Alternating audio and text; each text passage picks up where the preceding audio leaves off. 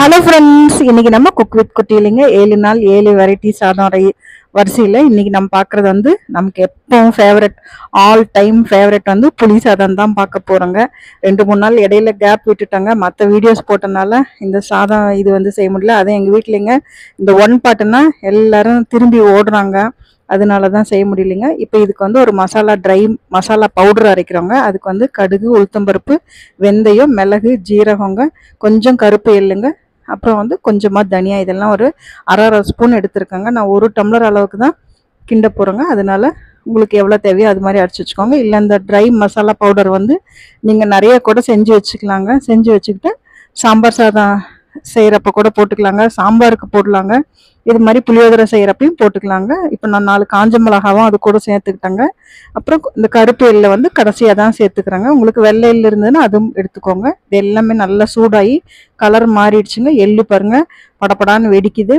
இப்போ வந்து நான் கொஞ்சம் கருவேப்பிலை சேர்த்துக்கிட்டேங்க. இந்த கருவேப்பிலையும் நல்லா ட்ரை ரோஸ்ட் ஆன உடனே ஆஃப் பண்ணிவிட்டு இதை வந்து ஆற வச்சு நான் மிக்சியில் பவுட்ரு பண்ணிக்கலாங்க. இப்போ புளி காய்ச்சல் செய்ய போகிறோங்க.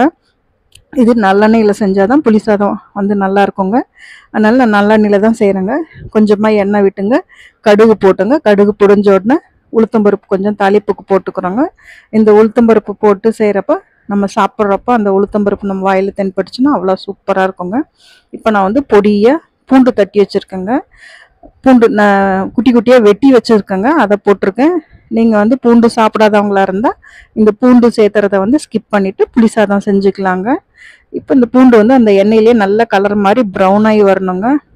இது கூட வந்து கொஞ்சமாக சால்ட்டு சேர்த்துக்கிட்டாங்க, அப்போ தான் இந்த பூண்டில் வந்து உப்பு ஏறுங்க. அதுக்காக தான் மஞ்சத்தூளும் சேர்த்துட்டாங்க.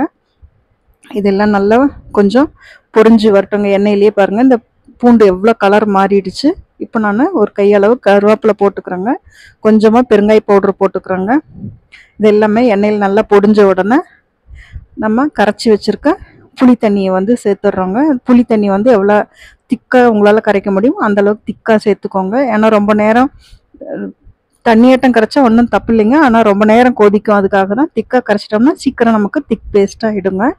இப்போ இந்த நம்ம அரைச்சி வச்சோம் இல்லைங்களா ட்ரை பவுடரு, அதை வந்து மசாலா பவுடரை வந்து மிக்சியில் போட்டு நல்லா குறைன்னு ரொம்ப பவுடராக அரைக்காமல் ஓரளவுக்கு குறைன்னு அரைச்சிக்கோங்க. இப்போ நான் கொஞ்சம் வேர்க்கடலை சேர்த்துக்கிறேங்க. உங்கள்கிட்ட முந்திரி பருப்பு இருந்தால் முந்திரி பருப்பும் போட்டுக்கலாங்க, வறுத்த வேர்க்கடலை. அதனால் நான் இந்த ஸ்டேஜில் சேர்க்குறேங்க. பச்சையாக இருந்தால் நீங்கள் எண்ணெயில் சேர்த்துக்கோங்க. இது மாதிரி பாருங்கள் குறைன்னு வந்து அந்த பவுடரை அரைச்சிக்கிறோங்க. நான் இன்னைக்கு அளவாக தான் செஞ்சுருக்கேங்க. இப்போ மிளகா வந்து காஞ்ச மிளகா எண்ணெயில் போடாமல் இப்படி புளியில் வந்து போடுறப்பங்க அந்த மிளகாவோட ஃப்ரெஷ்னஸ் வந்து சாப்பாட்டில் எப்பவுமே இருக்குங்க. அதுக்காக தான் எண்ணெயில் போட்டோம்னா கொஞ்சம் கரிஞ்ச மாதிரி ஆகிடுங்க. இது மாதிரி போட்டு செய்கிறப்போ சாப்பாட்டில் வந்து அந்த மிளகாவோட காரமும் இறங்குங்க, அது நல்லாவும் இருக்கும். இப்போ பாருங்கள் நல்ல புளி வந்து திக்காயிடுச்சு. கொஞ்சம் பவுடரை வந்து அந்த புளி காய்ச்சல்லையும் போட்டிருக்கோங்க. சாப்பாடு வந்து இது மாதிரி ஒரு பேசனில் உதிரியே எடுத்து வச்சுக்கோங்க. அதில் வந்து நம்ம அரைச்ச பவுடர் இருக்கு இல்லைங்களா, அதை வந்து 1 ஸ்பூன் போட்டுட்டு மேலே வந்து கொஞ்சமாக நல்லெண்ணெயும் விட்டுக்கிறேங்க. அப்போ நமக்கு சாதம் வந்து நல்லா உதிரியாக கிடைக்குங்க. அதுக்காக தான் எண்ணெய் விட்டு அந்த பவுடரும் வந்து இது கூட போட்டு வச்சுருக்கேங்க.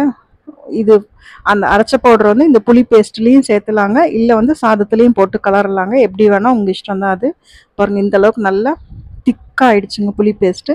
இந்த மாதிரி புளி காய்ச்சல் வந்து நீங்கள் செஞ்சு ஏர்டைட் பாக்ஸில் இல்லை பாட்டிலில் போட்டு ஃப்ரிட்ஜில் ப்ரிசர்வ் பண்ணி வச்சுக்கிட்டிங்கன்னா ட்ரை ஸ்பூன் மட்டும் போட்டு யூஸ் பண்ணிங்கனாங்க 1 மாதம் வரைக்கும் இந்த புளி காய்ச்சல் வந்து அப்படியே இருக்குங்க. நீங்கள் பேச்சுலராக இருந்தீங்கன்னா இது மாதிரி செஞ்சு வச்சுக்கிட்டிங்கன்னா எப்போ உங்களுக்கு புளி சாதம் சாப்பிட்ணுன்னு தோணுதோ அப்போ வந்து வெறும் ரைஸ் மட்டும் வச்சுக்கிட்டு இந்த புளி காய்ச்சலை போட்டு பிசைஞ்சு கொடுத்துர்லாங்க. இல்லை டிஃபன் பாக்ஸு பேக் பண்ணுறதுனா கூட இது மாதிரி புளி காய்ச்சல் செஞ்சு வச்சுக்கிட்டு எப்போ தேவையோ அப்போ 2 ஸ்பூனோ 3 ஸ்பூனோ போட்டு கலரிக்கலாங்க. ஏற்கனவே நம்ம சேனலில் வந்து இன்ஸ்டன்ட் புளியோதரை பவுடர்னு சொல்லி நான் போட்டிருக்கோங்க, அதுவும் பாருங்கள். புளி சாதம் வந்து பாருங்கள் அவ்வளோதான் ரெடி ஆகிடுச்சு. இதை வந்து நான் டிஃபன் பாக்ஸில் பேக் பண்ணுற மாதிரி வச்சுருக்கேங்க. பேக் பண்ணுறதுக்கு அது கூட வந்து தேங்காய் வச்சு சாப்பிட்டு பாருங்கள். எத்தனை பேர் வந்து புளி சாதத்துக்கு தேங்காய் கடிச்சு சாப்பிட்ருக்கீங்கன்னு சொல்லுங்கள், அவ்வளோ டேஸ்ட்டாக இருக்குங்க. நீங்கள் இது வரைக்கும் ட்ரை பண்ணலாம், ட்ரை பண்ணி பாருங்கள். புளி சாதத்துக்கும் இந்த தேங்காய்க்கும் அவ்வளோ காம்போவாக இருக்குங்க. எங்கள் அம்மா புளி சாதம் சூப்பராக செய்வாங்க. நாங்கள் எங்கேயோ கோயிலுக்கு போனோம்னா இது மாதிரி புளி சாதமும் கோயிலில் கொடுக்குற அந்த தேங்காய் தான் உடச்சி தருவாங்க, அவ்வளோ சூப்பராக இருக்குங்க. இன்றைக்கி வாழைக்காய் பொரியலும் அப்பளமும் வச்சுருக்கேங்க. ரெசிபி பிரிஞ்சுன்னா நீங்களும் ட்ரை பண்ணி பார்த்துட்டு ஃப்ரெண்ட்ஸ்க்கும் ஷேர் பண்ணுங்கள். தேங்க்யூ.